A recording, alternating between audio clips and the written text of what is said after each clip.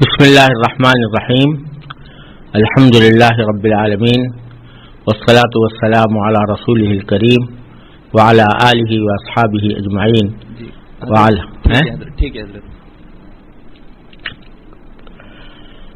اعوذ باللہ من الشیطان الرجیم بسم اللہ الرحمن الرحیم الف لام میم ذلك الكتاب لا ريب فيه هدى للمتقين الذين يؤمنون بالغيب ويقيمون الصلاة ومما رزقناهم ينفقون والذين يؤمنون بما أنزل إليك وما أنزل من قبلك وبالآخرة هم يوقنون أولئك على هدى من ربهم وأولئك هم المفلحون إن الذين كفروا سواء عليهم أأنذرتهم أم لم تنذرهم لا يؤمنون ختم الله على قلوبهم وعلى سمعهم وعلى أبصارهم غشاوة ولهم عذاب عظيم۔ شروع اللہ کے نام سے جو سب پر مہربان ہے، بہت مہربان ہے۔ الف لام میم، یہ کتاب ایسی ہے کہ اس میں کوئی شک نہیں، یہ ہدایت ہے ان ڈر رکھنے والوں کے لیے جو بے دیکھی چیزوں پر ایمان لاتے ہیں اور نماز قائم کرتے ہیں، اور جو کچھ ہم نے انہیں دیا ہے اس میں سے اللہ کی خوشنودی کے کاموں میں خرچ کرتے ہیں، اور جو اس وحی پر بھی ایمان لاتے ہیں جو آپ پر اتاری گئی اور اس پر بھی جو آپ سے پہلے اتاری گئی، اور آخرت پر وہ مکمل یقین رکھتے ہیں۔ یہ ہیں وہ لوگ جو اپنے پروردگار کی طرف سے صحیح راستے پر ہیں، اور یہی وہ لوگ ہیں جو فلاح پانے والے ہیں۔ بے شک وہ لوگ جنہوں نے کفر اپنا لیا ہے، ان کے حق میں دونوں باتیں برابر ہیں، چاہے آپ ان کو ڈرائیں یا نہ ڈرائیں، وہ ایمان نہیں لائیں گے۔ اللہ نے ان کے دلوں پر اور ان کے کانوں پر مہر لگا دی ہے، اور ان کی آنکھوں پر پردہ پڑا ہوا ہے، اور ان کے لیے زبردست عذاب ہے۔ یہ سورہ بقرہ کا پہلا رکوع ہے جس کی میں نے تلاوت کی، اور اس کے بعد اس کا لفظی ترجمہ آپ حضرات کے سامنے پیش کیا۔ یہ سورہ بقرہ قرآن کریم کی سب سے لمبی سورت ہے، اور جب حضرات صحابہ کرام رضی اللہ تعالی عنہم اجمعین نے قرآن کریم کی سورتوں کو ایک ترتیب کے ساتھ مرتب فرمایا، تو اس میں اس سورت کو سب سے پہلے، یعنی سورہ فاتحہ کے بعد سب سے پہلے رکھا گیا۔ اس کی کل آیتیں 286 ہیں، اور یہ مدینہ منورہ میں، یعنی نبی کریم سرور عالم صلی اللہ علیہ وسلم کے مکہ مکرمہ سے مدینہ طیبہ کی طرف ہجرت کرنے کے بعد نازل ہوئیں، اور اس کی 67 سے لے کر 73 تک کی آیتوں میں چونکہ گائے کا واقعہ مذکور ہے، اس لیے اس سورت کا نام سورہ بقرہ ہے، کیونکہ بقرہ عربی میں گائے کو کہتے ہیں۔ اس سورت کے مضامین پر اگر غور کیا جائے تو معلوم ہوتا ہے کہ اس کا بنیادی موضوع ایمان اور عمل صالح ہے، کیونکہ دین انہی دو چیزوں سے مرکب ہے۔ دین جس بات کی طرف دعوت دیتا ہے وہ ایک یہ کہ ایمان لایا جائے ان عقیدوں پر جو واقعے کے مطابق ہیں، اور اس کے ساتھ ساتھ اس ایمان کے مطابق اپنی زندگی کو گزارا جائے اور اس میں نیک عمل کیے جائیں۔ تو اس صورت میں بھی ایک پہلا حصہ ایمان سے متعلق ہے، اس میں یہ بتایا گیا ہے کہ ایمان کس چیز کا نام ہے، کن چیزوں پر ایمان لانا ضروری ہے اور کن چیزوں پر ایمان نہیں لانا چاہیے، اور ایمان کے ہی کے بارے میں انسانوں کے جو 3 گروہ ہیں، یعنی ایک وہ جو اللہ تبارک و تعالیٰ کے اس دین پر ایمان لائے جنہیں مومن یا مسلمان کہا جاتا ہے، اور دوسرے وہ جنہوں نے ایمان لانے سے انکار کیا جن کو کافر کہا جاتا ہے، اور ایک تیسرا گروہ منافقین کا ہے کہ جو زبان سے تو ایمان لے آیا تھا لیکن دل سے ایمان نہیں لایا تھا۔ ان 3 قسموں کا بیان سورت کے شروع میں کیا گیا ہے، اور پھر یہ بات ظاہر کرنے کے لیے کہ جن باتوں پر ایمان لانے کی دعوت حضور نبی کریم سرور دو عالم صلی اللہ علیہ وسلم نے دی ہے، وہ کوئی آپ کی خصوصیت نہیں ہے، بلکہ جب سے انسان پیدا ہوا اس وقت سے ہی اس کی سرشت میں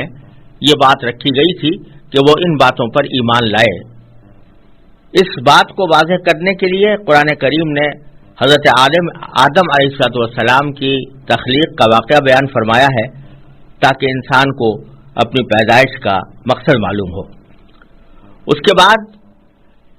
آیات کے ایک طویل سلسلے میں بنیادی طور پر خطاب یہودیوں سے ہے جو بڑی تعداد میں مدینہ منورہ کے آس پاس آباد تھے، اور ان کے ماضی کے واقعات ان کو یاد دلائے گئے ہیں، جن کا خلاصہ یہ ہے کہ حضرت موسیٰ علیہ السلام کو تورات عطا فرمائی گئی تھی اور بنی اسرائیل پر لازم کیا گیا تھا کہ وہ اس تورات کے احکام پر پوری طرح عمل کریں، اور اسی وجہ سے ان کو پوری انسانیت کا امام بنایا گیا تھا۔ لیکن بنی اسرائیل نے ان احکام پر عمل کرنے کے بجائے اللہ تبارک و تعالیٰ کے احکام کی نافرمانی شروع کی۔ ان پر اللہ تعالیٰ نے جو نعمتیں نازل فرمائیں اس پر انہوں نے ناشکری اور نافرمانی سے کام لیا۔ اس کا مفصل بیان اس سورہ بقرہ کے ایک طویل حصے میں کیا گیا ہے، اور اس طرح یہ واضح کیا گیا ہے کہ اب یہ لوگ انسانیت کی امامت اور انسانیت کے لیے داعی بننے کے اہل نہیں رہے، کیونکہ انہوں نے حضرت موسیٰ علیہ السلام کی لائی ہوئی تعلیمات کی خلاف ورزی کی اور جا بجا سرکشی کا مظاہرہ کیا۔ لہذا اب یہ منصب امامت تبدیل کیا جائے گا، اور اس سلسلے میں پارے کے آخر میں حضرت ابراہیم علیہ السلام کا تذکرہ باری تعالیٰ نے فرمایا ہے، کیونکہ حضرت ابراہیم علیہ السلام وہ بزرگ ہیں جن کو یہودی بھی اپنا پیشوا مانتے ہیں، عیسائی بھی اپنا پیشوا مانتے ہیں، اور عرب کے بت پرست مشرکین بھی حضرت ابراہیم علیہ السلام کو اپنا مقتدی سمجھتے تھے۔ ان سب کو یاد دلایا گیا ہے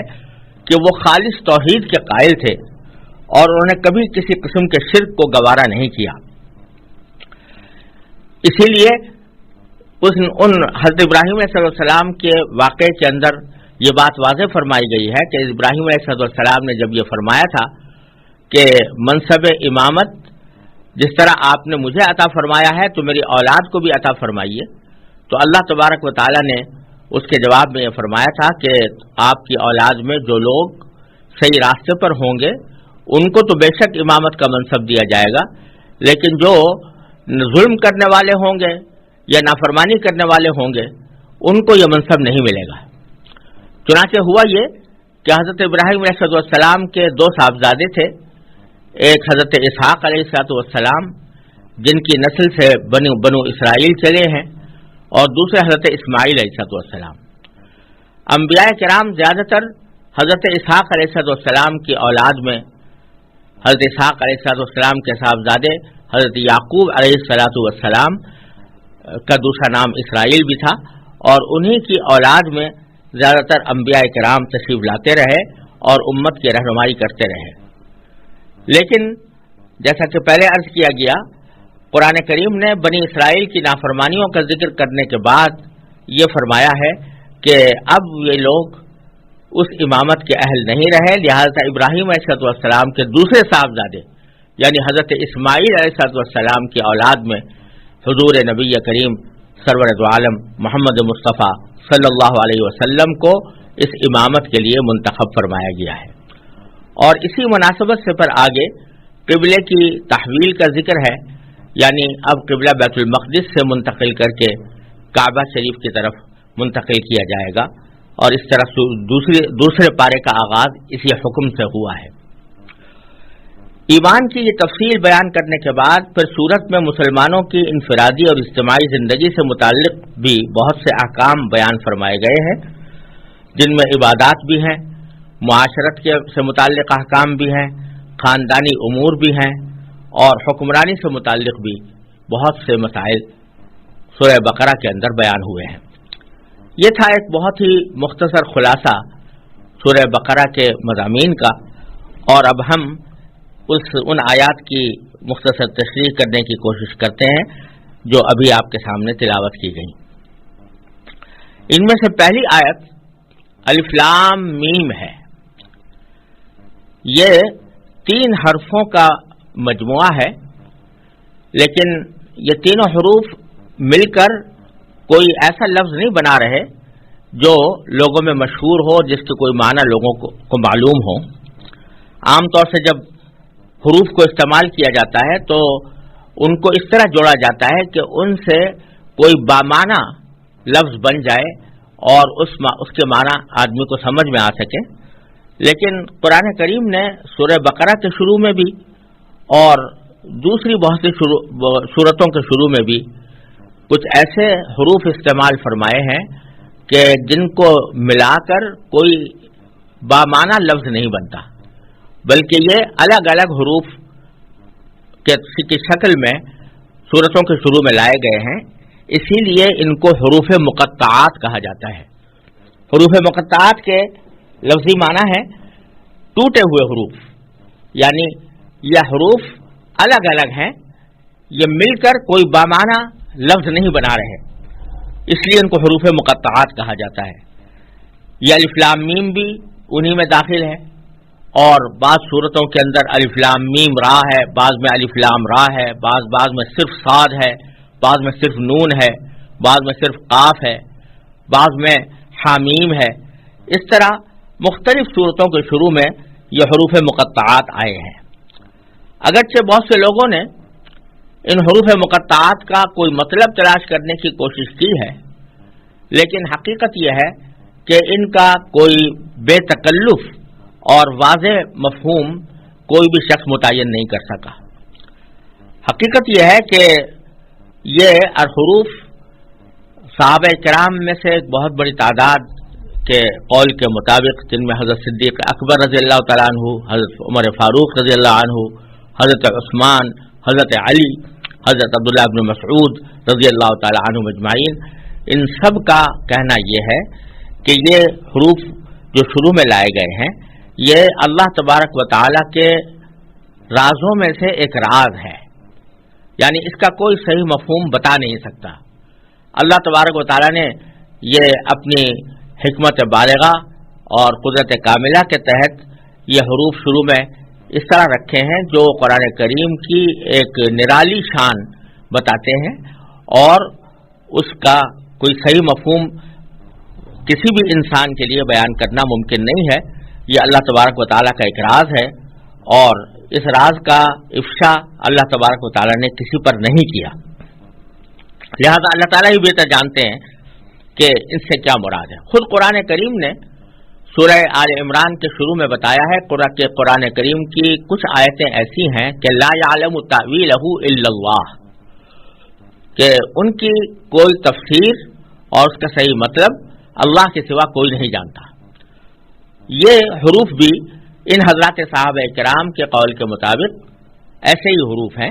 جن کا مطلب سوائے اللہ کے کوئی نہیں جانتا، اور ان کے اوپر کوئی علمی یا عملی مسئلہ بھی موقوف نہیں ہے، نہ کوئی عقیدہ اس پر موقوف ہے، نہ کوئی عمل اس کے اوپر موقوف ہے، لہذا اس کی تحقیق اور جستجو میں پڑھنے کی ہمیں کوئی ضرورت نہیں۔ ہمارے لیے اتنا کافی ہے کہ اللہ تبارک و تعالیٰ نے اپنی کتاب میں یہ حروف نازل فرمائے ہیں، اور جس معنی میں بھی نازل فرمائے ہیں وہ برحق ہے، لیکن ہمیں ان کا پورا علم نہیں۔ اس کے بعد دوسری آیت ہے کہ یہ کتاب ایسی ہے کہ اس میں کوئی شک نہیں۔ یہ کتاب ہم اردو میں ترجمہ کرنے کے لیے مجبور ہے کہ اس کو یہ کتاب کہہ کر اس کا ترجمہ کریں، لیکن قرآن کریم نے یہاں جو لفظ استعمال فرمایا ہے وہ ذالک الکتاب ہے، اور عربی زبان میں عام طور سے ذالکہ کا اشارہ دور کوئی چیز ہو تو اس کی طرف ہوتا ہے، اگر قریب کسی چیز کی طرف اشارہ کیا جائے تو اس کے لیے ھذا کا لفظ استعمال ہوتا ہے۔ تو بظاہر یہ سوال پیدا ہوتا ہے کہ قرآن کریم تو ہمارے سامنے موجود ہے اور قریب ہے، لہذا ھذا الکتاب کہنا شاید زیادہ موزوں ہوتا، لیکن اللہ تبارک و تعالی نے اس کے بجائے ذالک الکتاب فرمایا، جس کا اگر ٹھیٹ ترجمہ کیا جائے تو وہ کتاب ہوگا۔ تو یہاں پر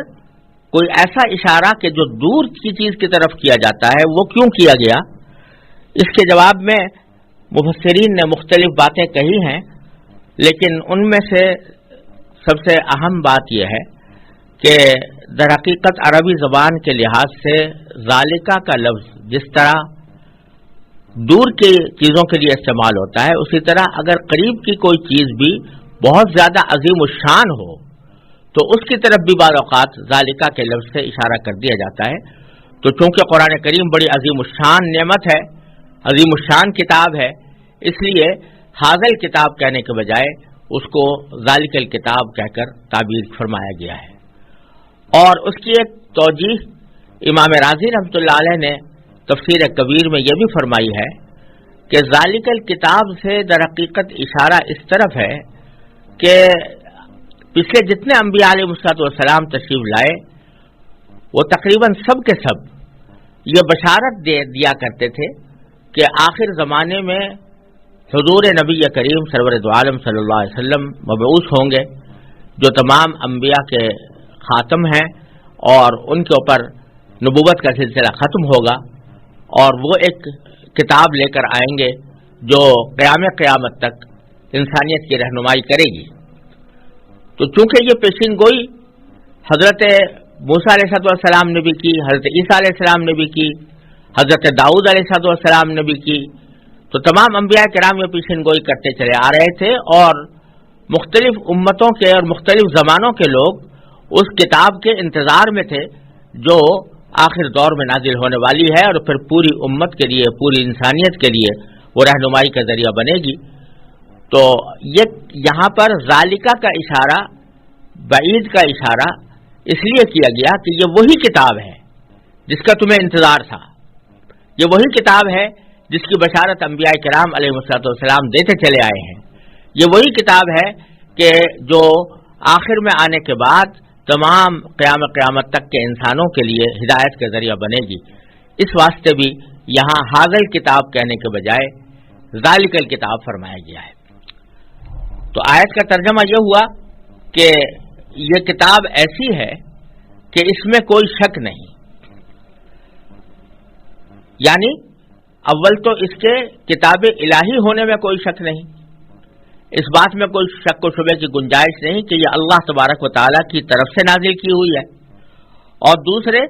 اس کتاب میں جتنی باتیں کہی گئی ہیں وہ سب کسی شک و شبے کے بغیر درست ہیں۔ انسان کی لکھی ہوئی کسی کتاب کو 100% شک سے بالاتر نہیں سمجھا جا سکتا، کیونکہ انسان کتنا ہی بڑا عالم ہو اس کا علم محدود ہوتا ہے، اور اکثر اس کی کتاب اس کے ذاتی خیالات پر مبنی ہوتی ہے، لیکن چونکہ یہ کتاب اللہ تبارک و تعالیٰ کی ہے جس کا علم لامحدود بھی ہے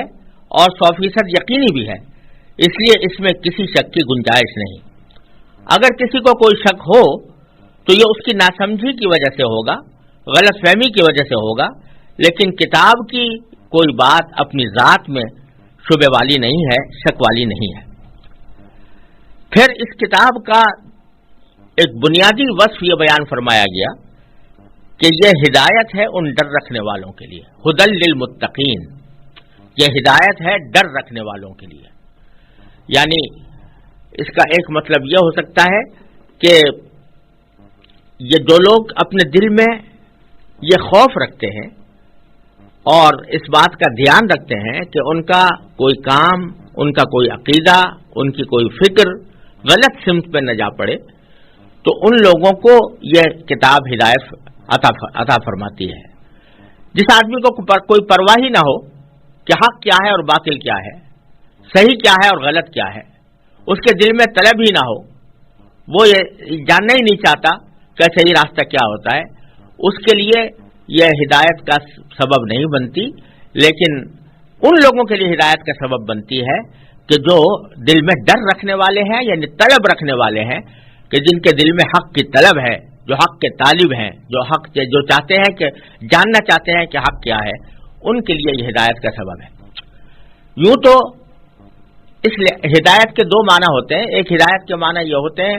کہ کسی کو صرف سمجھا دیا جائے کہ صحیح راستہ کیا ہے، اور دوسرے ہدایت کے معنی یہ ہے کہ اس کو ہدایت منزل تک پہنچا دیا جائے.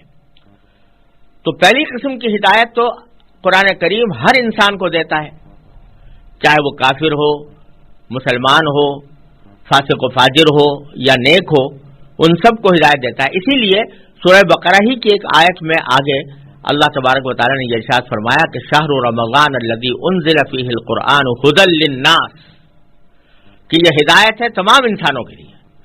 یعنی اس میں کافر اور مسلم سب برابر ہیں. وہ اس معنی میں ہدایت ہے کہ راستہ سب کو بتاتی ہے، کافر کو بھی بتاتی ہے اسلام اور مسلمان کو بھی بتاتی ہے. لیکن یہاں یہ فرمایا جا رہا ہے کہ اس ہدایت سے فائدہ اٹھانے والے وہی ہیں جو متقی ہوتے ہیں، جن کے دل میں یہ ڈر ہوتا ہے کہ ہم کہیں کسی غلط راستے پر نہ جا پڑیں،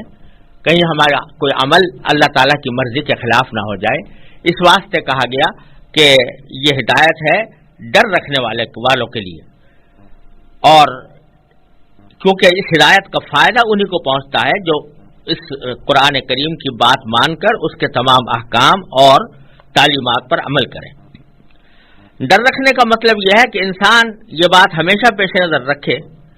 کہ اسے ایک دن اللہ تبارک و تعالیٰ کے حضور اپنے تمام اعمال کا جواب دینا ہے، لہذا مجھے کوئی کام ایسا نہ کرنا چاہیے جو اس کی ناراضی کا باعث ہو. اسی خوف اور دھیان کا نام تقویٰ ہے، اور جو لوگ ایسا ڈر اپنے دل میں رکھتے ہیں ان کو متقی کہا جاتا ہے. چنانچہ یہاں ان کے لیے یہی لفظ استعمال ہوا ہے ھدی للمتقین، ڈر رکھنے والوں کے لیے یہ ہدایت ہے. پھر آگے اس ڈر رکھنے والے جب اس ہدایت کو قبول کرتے ہیں اور قرآن کریم کی ہدایت پر عمل پیرا ہوتے ہیں تو ان کے اندر کیا اوصاف ظاہر ہوتے ہیں، ان کا بیان تیسری آیت میں فرمایا گیا کہ الذین یؤمنون بالغیب ویقیمون الصلاۃ ومما رزقناہم ینفقون، یعنی جو بے دیکھی چیزوں پر ایمان لاتے ہیں اور نماز قائم کرتے ہیں اور جو کچھ ہم نے انہیں دیا ہے اس میں سے اللہ کی خوشنودی کے کاموں میں خرچ کرتے ہیں. تین صفتیں یہاں بیان فرمائی گئی. پہلی یہ کہ جو بے دیکھی چیزوں پر ایمان لاتے ہیں. یہاں ایک بہت بڑی حقیقت کی طرف اشارہ فرمایا گیا ہے، اور وہ یہ کہ اس دنیا میں جو ایمان معتبر ہے اور جو اللہ تعالیٰ کے ہاں قبول ہے، یہ ایمان ہے ان چیزوں پر جو آنکھوں سے نظر نہیں آ رہی، لیکن انسان اپنی عقل سے ذرا بھی سوچے گا تو وہ اس کو ایک حقیقت نظر آئیں گی. ایسی چیزوں پر ایمان لانا، اس کو ایمان بالغیب کہا جاتا ہے، یعنی بے دیکھی چیزوں پر ایمان لانا. جیسے اللہ تبارک و تعالیٰ کا وجود ہے اور اللہ تعالیٰ کا ایک ہونا ہے، تو اللہ تبارک و تعالیٰ ہمیں آنکھوں سے نظر نہیں آ رہے ہیں اور نہ اس دنیا میں آنکھوں سے نظر آ سکتے ہیں، لیکن اس کے باوجود اس کائنات میں پھیلی ہوئی بے شمار اشیاء اللہ تبارک و تعالیٰ کے وجود پر اور اس کی توحید پر دلالت کرتی ہیں. انسان اگر اپنی عقل سے کام لے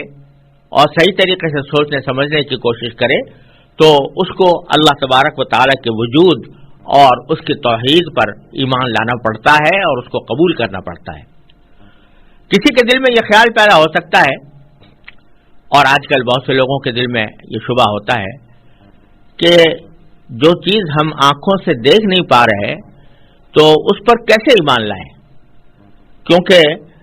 جب تک آنکھوں سے کوئی چیز دیکھنے نہ لی جائے اس وقت تک اس کا یقین نہیں ہوتا. تو یہ خیال بالکل غلط ہے، اس لیے کہ اس دنیا کے اندر بھی جن چیزوں کا ہمیں یقین ہوتا ہے وہ ساری ایسی نہیں ہوتی کہ ہم انہیں آنکھوں سے دیکھ سکیں. بے شمار چیزیں ایسی ہیں کہ ہم ان کو آنکھوں سے نہیں دیکھ رہے ہوتے، لیکن ان کی علامتوں سے، ان کے قرائن سے اور ان کے پھیلے ہوئے دلائل کی وجہ سے ہم ان پر یقین کرتے ہیں. ایک سادہ سی مثال یہ ہے کہ اگر آپ فضا میں کوئی مسافر جہاز اڑتا ہوا دیکھیں تو آپ کو اڑتا ہوا جہاز تو نظر آ رہا ہے اور اس کا چلانے والا آپ کو نظر نہیں آ رہا، لیکن اس کو نہ دیکھنے کے باوجود آپ مکمل یقین کے ساتھ کہہ سکتے ہیں کہ اس جہاز کے اندر کوئی چلانے والا بیٹھا ہوا ہے، اس کا کوئی پائلٹ ہے جو اس کو اڑا رہا ہے. حالانکہ اس پائلٹ کو آپ نہیں دیکھ رہے، لیکن چونکہ یہ بات معلوم ہے کہ جہاز، خاص طور سے مسافر جہاز، وہ بغیر کسی پائلٹ کے نہیں اڑ سکتا، تو اس واسطے آپ یقین کے ساتھ کہہ دیتے ہیں کہ اس کا کوئی نہ کوئی پائلٹ موجود ہے. اب یہاں وہ پائلٹ نظر نہ آنے کے باوجود آپ اس کو ایک یقین کے ساتھ موجود تصور کرتے ہیں. اگر آپ کسی جگہ پر ہیں اور وہاں بارش برس رہی ہے تو چاہے وہ آپ کو بادل نظر نہ آ رہے ہوں، لیکن بارش کے قطروں سے آپ یہ یقین کر سکتے ہیں کہ اوپر بادل ہے جو یہ بارش برسا رہا ہے. تو غرض اس دنیا کے اندر بے شمار چیزیں ایسی ہیں جو صرف آنکھوں سے دیکھ کر نہیں مانی جاتی، بلکہ اپنی عقل سے سوچ کر مانی جاتی ہیں. تو اسی طرح اللہ تبارک و تعالیٰ کا وجود، اللہ تبارک و تعالیٰ کی توحید اور وحدانیت یہ ایسی چیز ہے کہ جو اگرچہ آنکھوں سے نظر نہیں آ رہی، لیکن کائنات میں پھیلے ہوئے بے شمار دلائل انسان کو اس نتیجے تک پہنچاتے ہیں کہ اس کائنات کا کوئی خالق ہے، کوئی پیدا کرنے والا ہے اور وہ ایک ہے. یہ آپ دیکھتے ہیں کہ یہ پورا عالم، پوری دنیا ایک منظم اور مستحکم نظام کے تحت چل رہی ہے. سورج ایک خاص وقت پر نکلتا ہے، خاص وقت پر غروب ہو جاتا ہے. چاند ستارے ایک خاص وقت پر نکلتے ہیں اور غروب ہو جاتے ہیں، ان میں ایک لمحے کا بھی کہیں فرق نہیں آتا. یہ سمندر، یہ پہاڑ، یہ دریا، یہ جنگل اور یہ نباتات، یہ حیوانات، ان میں سے ہر چیز اس بات کی گواہی دے رہی ہے کہ اس کائنات کا کوئی خالق ہے. تو اگرچہ اس خالق کو ہم آنکھوں سے نہیں دیکھ رہے، لیکن اس پر ایمان لاتے ہیں اس عقل کی وجہ سے جو ہمیں اس تک رہنمائی کرتی ہے. تو قرآن کریم کا فرمانا یہ ہے کہ انسان کو در حقیقت اس کائنات، اس دنیا میں بھیجا ہی اس لیے گیا ہے کہ وہ اپنی عقل اور سمجھ سے کام لے کر ان حقیقتوں پر ایمان لائے کہ جو اگرچہ اس کو آنکھوں سے نظر نہیں آ رہی، لیکن دلائل ان کے اوپر موجود ہیں. تو اسی کا نام ایمان بالغیب ہے. چنانچہ متقیوں کی پہلی صفت یہ بیان فرمائی گئی کہ وہ ایمان لاتے ہیں بے دیکھی چیزوں پر، جن میں اللہ تبارک و تعالیٰ بھی شامل ہے، جس میں اللہ تعالیٰ کے فرشتے بھی شامل ہیں، اللہ تعالیٰ کی نازل کی ہوئی وحی بھی شامل ہے کہ اس وحی کو نازل ہوتے ہوئے ہم نے نہیں دیکھا، لیکن ہم اس کی حقانیت پر ایمان لاتے ہیں. اور اسی طرح مرنے کے بعد جو دوسری زندگی آنے والی ہے، آخرت کی زندگی، وہ بھی اس میں شامل ہے. خلاصہ یہ کہ اس آیت میں اللہ تبارک و تعالیٰ نے متقیوں کی یا مومنوں کی 3 بنیادی صفات ذکر فرمائی ہیں، جن میں سے ایک کا تعلق تو عقیدے سے ہے، یعنی وہ اندیکھی چیزوں پر ایمان لاتے ہیں، یعنی وہ چیزیں کہ جو عام طور پر لوگوں کے ظاہری احساس سے ماورا ہوتی ہیں، یہ لوگ ان کا بھی ادراک اپنی عقل کے ذریعے، اپنی بصیرت کے ذریعے، اپنی سمجھ کے ذریعے اور انبیاء کرام کی لائی ہوئی تعلیمات کے ذریعے ان کا ادراک کر لیتے ہیں. اور اس ایمان بالغیب کے اندر تمام عقائد شامل ہو جاتے ہیں، جن میں توحید ہے، رسالت ہے، آخرت ہے، اور جو کچھ بھی نبی کریم سرور دو عالم صلی اللہ علیہ وسلم نے بیان فرمایا اور وہ آنکھوں سے نظر آنے والا نہیں ہے، وہ سارا کا سارا اس صفت کے اندر داخل ہے، وہ سب ایمان بالغیب ہے. اور آگے پھر 2 صفتیں جو بیان فرمائی گئی ہیں ان کا تعلق عبادات سے ہے. عبادات میں بھی 2 ہی چیزوں کا ذکر فرمایا گیا. ایک نماز کا کہ وہ نماز قائم کرتے ہیں، اور دوسرے اللہ تعالیٰ کی خوشنودی کی خاطر خرچ کرنے کا۔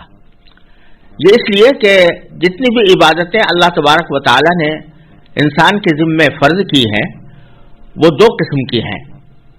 بعض عبادتیں وہ ہیں جن کا تعلق انسان کے جسم سے ہے، یعنی وہ انسان کے جسم کے ذریعے ادا ہوتی ہیں، جن کو جسمانی عبادتیں کہا جاتا ہے، مثلا نماز یا روزہ، اور حج کے بہت سے اعمال بھی جسمانی عبادت کے اندر داخل ہیں۔ اور دوسری قسم کی عبادتیں وہ ہیں جن کو مالی عبادتیں کہا جاتا ہے، یعنی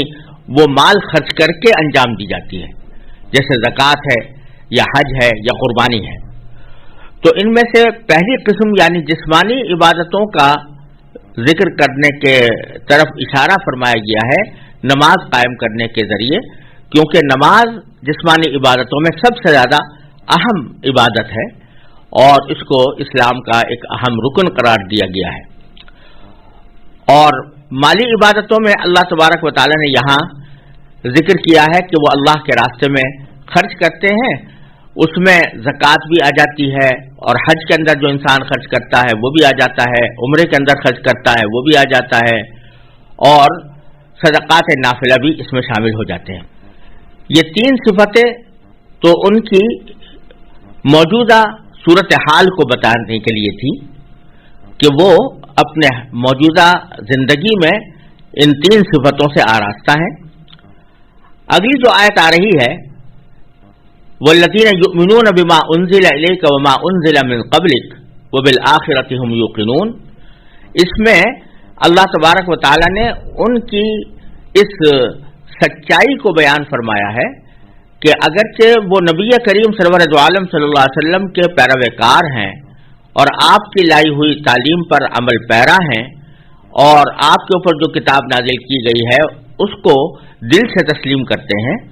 لیکن اس کا مطلب یہ نہیں ہے کہ آپ سے پہلے جو پیغمبر گزرے ان پیغمبروں پر وہ ایمان نہ لائیں، یا ان پر جو کتابیں نازل کی گئی تھیں، ان پر جو وحی اتاری گئی تھی اس کو وہ درست نہ مانیں، بلکہ وہ جس طرح نبی کریم سرور دو عالم صلی اللہ علیہ وسلم پر نازل ہونے والی وحی کا اقرار کرتے ہیں اور اس پر ایمان رکھتے ہیں، اسی طرح آپ سے پہلے جو کتابیں نازل کی گئی مختلف پیغمبروں کے اوپر، ان کے اوپر بھی وہ پوری طرح ایمان رکھتے ہیں کہ وہ اللہ تعالیٰ کی طرف سے تھیں۔ اگرچہ اللہ تبارک و تعالیٰ نے وہ کتابیں جو آپ سے پہلے نازل ہوئی تھیں جیسے تورات یا انجیل یا زبور، وہ اللہ تبارک و تعالیٰ نے ہمیشہ کے لیے ان کے احکام کو نافذ نہیں فرمایا تھا، بلکہ وہ اپنے اپنے دور کے لیے تھیں، اپنے اپنے زمانے کے لیے تھیں اور اپنے اپنے قوموں کے لیے تھیں۔ اس لیے اللہ تبارک و تعالیٰ نے ان کی حفاظت کا پورا انتظام نہیں فرمایا، اور آخر دور میں وہ اپنی اصلی حقیقت میں باقی نہیں رہیں۔ لیکن قرآن کریم کو چونکہ اللہ تبارک و تعالیٰ نے اپنی آخری کتاب قرار دیا اور نبی کریم سرور دو عالم صلی اللہ علیہ وسلم کو آخری پیغمبر قرار دیا، اس لیے اس کی حفاظت کا آپ نے خود ذمہ لیا کہ انا نحن نزلنا الذکر وانا لہ لحافظون، ہم نے ہی ذکر یعنی قرآن کریم نازل کیا ہے اور ہم ہی اس کی حفاظت کرنے والے ہیں۔ تو اس طرح محفوظ رہنے والی کتاب جو قیامت تک انسان کی رہنمائی کرے گی وہ قرآن کریم ہی ہے۔ لیکن ایمان رکھنا ضروری ہے ان تمام کتابوں پر جو اس سے پہلے نازل کی گئی تھی، چنانچہ فرمایا کہ یہ وہ لوگ ہیں جو اس وحی پر بھی ایمان لاتے ہیں جو آپ پر اتاری گئی اور اس پر بھی جو آپ سے پہلے اتاری گئی تھیں۔ اور پھر آخر میں فرمایا کہ وَبِالْآخِرَةِ هُمْ يُوقِنُونَ، یعنی آئندہ مستقبل کے بارے میں وہ اس بات پر یقین رکھتے ہیں کہ ہماری یہ جو موجودہ زندگی ہے یہ ختم ہو جانے کے بعد ایک دوسری زندگی آنے والی ہے جو دائمی ہے اور ابدی ہے اور وہ کبھی ختم ہونے والی نہیں ہے، اور اس کو آخرت کے نام سے تعبیر کیا گیا ہے کہ وہ آخرت کی زندگی ہے یا آخرت کا عالم ہے۔ یہ لوگ اس کے اوپر بھی پوری طرح یقین رکھتے ہیں، اور یہ آخرت کا عقیدہ ہی در حقیقت ایسا ہے جو انسان کی زندگی پر اثر انداز ہوتا ہے، کیونکہ جب انسان کو یہ احساس ہو کہ میں جو کچھ کر رہا ہوں وہ ایک آخری ابدی زندگی کے اندر اس کا حساب دینا پڑے گا اور مجھے اسی کی بنیاد پر جزا یا سزا ملے گی، تو وہ پھر اپنی عملی زندگی کے اندر بھی محتاط ہو جاتا ہے، اور اسی احتیاط کا نام تقویٰ ہے، جس کا ذکر ہدی للمتقین میں فرمایا گیا تھا۔ یہ صفتیں متقیوں کی بیان کرنے کے بعد اللہ تبارک و تعالی نے 5ویں آیت میں ان لوگوں کا انجام بھی بیان فرما دیا اور ان کی موجودہ حقیقت بھی بیان فرما دی، اور آئندہ ان کو جو کچھ فوائد حاصل ہونے والے ہیں ان کی طرف بھی اشارہ فرما دیا۔ فرمایا کہ اولئک علی ھدی من ربہم واولئک ھم المفلحون، یہی لوگ ہیں جو اپنے پروردگار کی طرف سے صحیح راستے پر ہیں، اور یہی وہ لوگ ہیں جو فلاح پانے والے ہیں۔ یہ جو کہا گیا کہ یہی وہ لوگ ہیں جو اپنے پروردگار کی طرف سے صحیح راستے پر ہیں، یہ پھر اسی طرف اشارہ کیا جا رہا ہے کہ اگرچہ قرآن کریم کی ہدایت پوری انسانیت کے لیے ہے، لیکن یہ ہدایت فائدہ مند انہی لوگوں کے لیے ہوتی ہے جو اس ہدایت کو تسلیم کر کے اس کے مطابق اپنی زندگی کو ڈھالیں تو وہ صحیح راستے پر آ جاتے ہیں۔ فرض کیجئے آپ ایک شخص کو راستہ تو بتاتے ہیں کہ فلاں منزل تک جانے کے لیے تمہیں یہ راستہ اختیار کرنا ہوگا، لیکن وہ شخص اس راستے کو اختیار نہیں کرتا، تو اس کا نتیجہ یہ ہے کہ ہدایت تو اس کو ملی،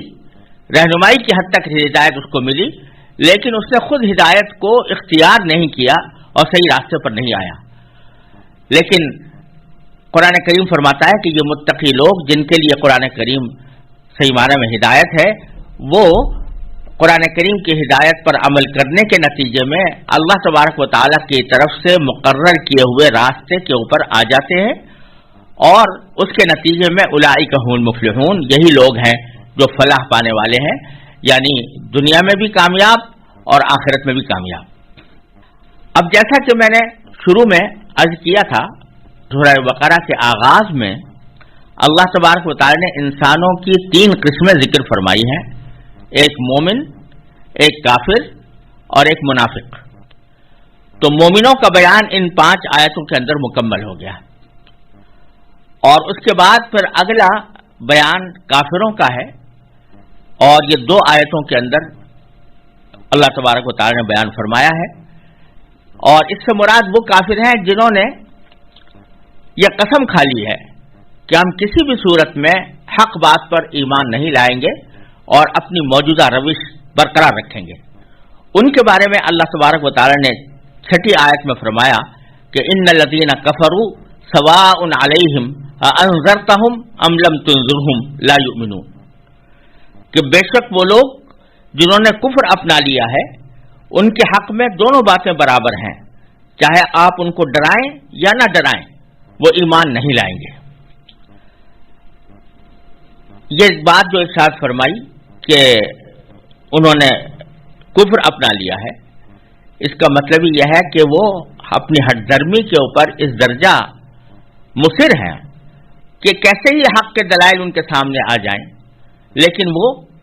ان دلائل کے اوپر ایمان لانے اور ان دلائل پر یقین رکھنے کے لیے تیار نہیں ہیں، اور ہر صورت میں انہوں نے نہ ماننے کی قسم کھائی ہوئی ہے۔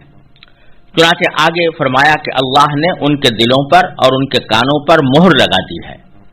ختم اللہ علی قلوبہم وعلی سمعہم وعلی ابصارہم غشاوہ، اللہ تبارک و تعالی نے ان کے دلوں پر اور ان کے کانوں پر مہر لگا دی ہے، اور ان کی آنکھوں پر پردہ پڑا ہوا ہے، اور ان کا انجام یہ ہے کہ وَلَهُمْ عَذَابٌ عَظِيمٌ، ان کے لیے زبردست عذاب ہے۔ یہ جو فرمایا کہ جنہوں نے کفر اپنا لیا ہے ان کے حق میں دونوں باتیں برابر ہیں، چاہے آپ ان کو ڈرائیں یا نہ ڈرائیں،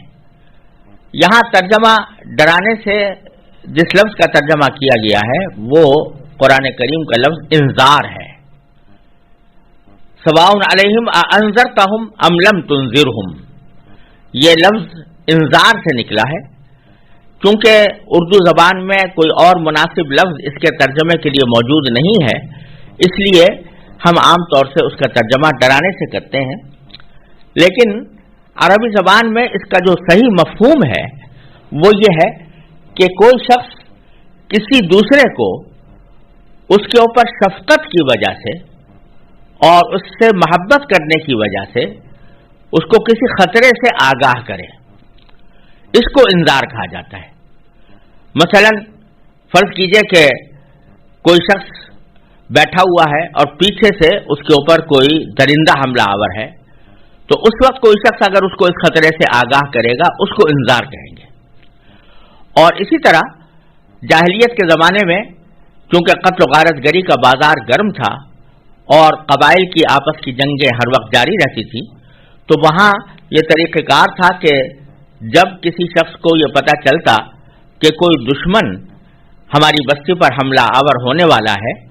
تو وہ کسی پہاڑ کی چوٹی پر کھڑے ہو کر یا کسی اور بلند جگہ پر کھڑے ہو کر لوگوں کو آواز دیتا تھا، اور آواز دے کر یہ بات بتاتا تھا کہ ان کے اوپر ایک دشمن حملہ کرنے والا ہے۔ اس کے اس عمل کو انذار کہا جاتا تھا، اور اس لیے کہ وہ شخص در حقیقت اپنی قوم کے ساتھ محبت اور اس پر شفقت کی وجہ سے اس کو اس خطرے سے آگاہ کرتا تھا۔ تو انذار قرآن کریم میں جگہ جگہ استعمال ہوا ہے انبیاء کرام کے لیے کہ وہ اپنی قوموں کے لیے منذر بن کر آتے ہیں یا نذیر بن کر آتے ہیں، یعنی آگاہ کرنے والے، ان کو خطرے سے آگاہ کرنے والے، خبردار کرنے والے کہ اگر تم نے صحیح راستہ اختیار نہ کیا تو اس کے نتیجے میں تمہیں ایک بہت سنگین عذاب کا سامنا ہو سکتا ہے۔ اس کو قرآن کریم نے جگہ جگہ انذار سے تعبیر فرمایا ہے، اور یہاں پر بھی وہی لفظ استعمال ہوا ہے اور فرمایا کہ چاہے آپ ان کو خطرے سے آگاہ کریں یا نہ کریں، انہوں نے تو قسم کھا رکھی ہے کہ یہ کبھی بھی ایمان نہیں لائیں گے، چنانچہ یہ ایمان نہیں لائیں گے۔ ان سے مراد در حقیقت وہی کفار ہیں کہ جنہوں نے ضد اور ہٹ درمی کی وجہ سے یہ قسم کھائی ہوئی تھی کہ ہم کسی بھی قیمت پر ایمان نہیں لائیں گے، انہی کا یہاں پر ذکر ہے۔ البتہ بہت سے کافر ایسے بھی تھے کہ جنہوں نے چونکہ ضد اور ہٹ درمی کا معاملہ نہیں کیا تھا، اس واسطے